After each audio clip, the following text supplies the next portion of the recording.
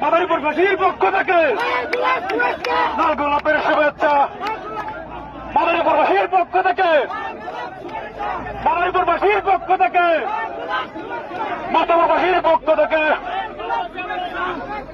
নূর ভাইয়ের আগমন শুভেচ্ছায় স্বাগতম। নূর ভাইয়ের আগমন শুভেচ্ছায় স্বাগতম।